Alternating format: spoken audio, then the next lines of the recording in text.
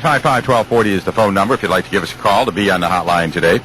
America's favorite noontime talk show is on the air, and we're here for your entertainment pleasure.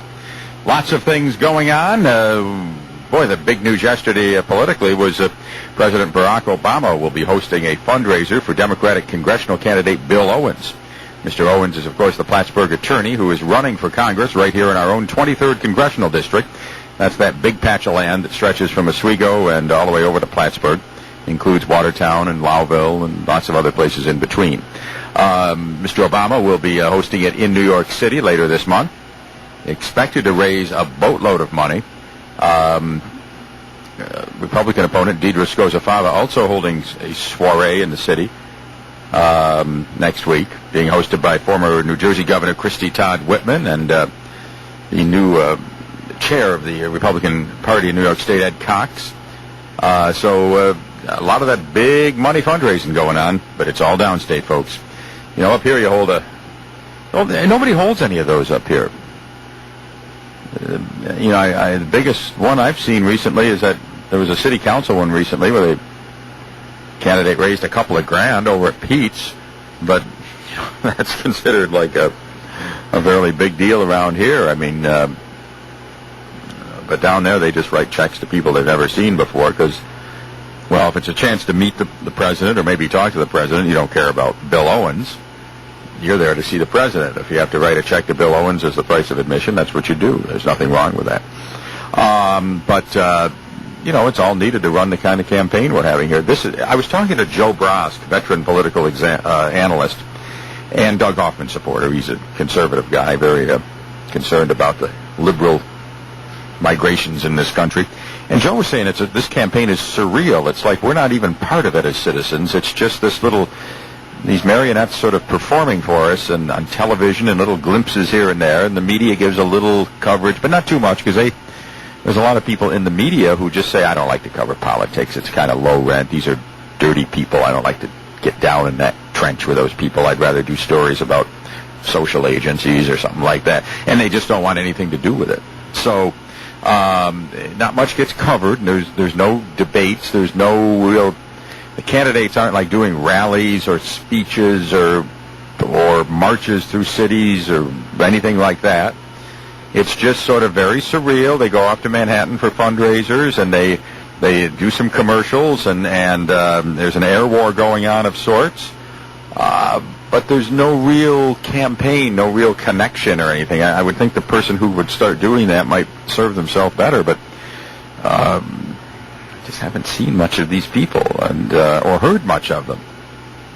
Last night, apparently, two of the candidates were at that Central Trades Council up in Gouverneur, which ended up endorsing Scozzafava. But, I mean, they're nice people, but Central Trades is run by Dee Dee's husband. And, what else would happen? I mean, to tell you the truth, I wouldn't expect anything else to happen. And I read the sort of the TikTok of it that Jude Seymour did on his blog for the Watertown Times, which I thought was interesting. There was no articles about it, though, in the paper. Unless you're following this in the blogosphere, you're not really finding out anything about this congressional race. And if you think you're finding out anything of substance on those TV commercials, you've got another thing coming. So, I don't even think there was Was there anything in the paper about it? No, there it is. Yeah, about Obama raising money in New York City. So anyway, it's kind of a surreal thing, as Joe said. We're just sort of sitting on the edges, kind of watching it. I remember the days of yore when candidates would come into town and they'd have a rally, and a bunch of supporters would be out there with signs, and there'd be media events and all of that, and you're just not seeing that. And it's just kind of a strange little special election where it's special, all right. It's really special, and it's all going to repeat itself next year, of course, because whoever wins this year will probably face a challenge next year, unless they win overwhelmingly. If somebody wins this thing with 50% or more, but it doesn't look like it'll be that way, because it is a three-way race, and any of the three could conceivably win. A lot of people speculate that President Obama's sudden involvement is an indication that Democrats smell blood in the water, that their internal polling shows Bill Owens even or ahead. And who knows? Who knows? There are... Scozzafava did pick up the NRA endorsement yesterday, which was that's a big help in this area. I don't think you can diminish the value of that.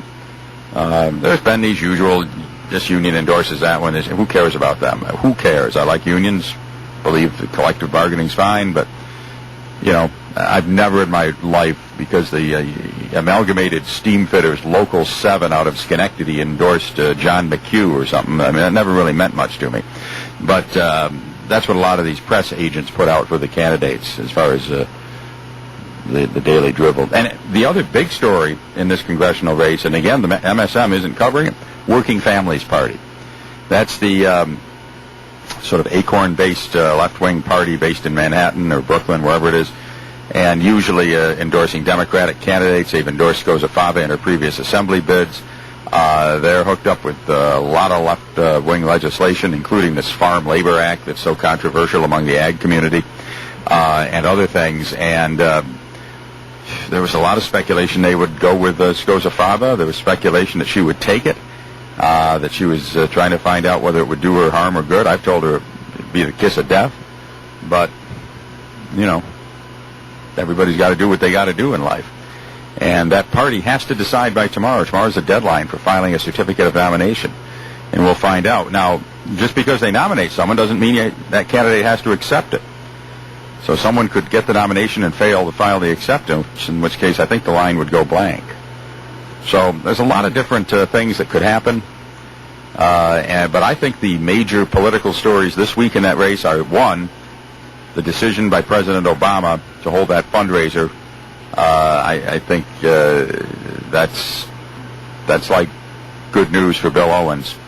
And also this Working Families Party debate, which could be good news for Scozzafava if she repudiated it publicly, and that would, sort of quiet down some of the criticism that she's too liberal or can't be trusted or whatever. But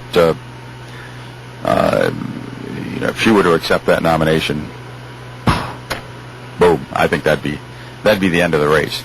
755-1240 is the phone number if you'd like to give us a call to be on the hotline today. We'll be back with more in a moment.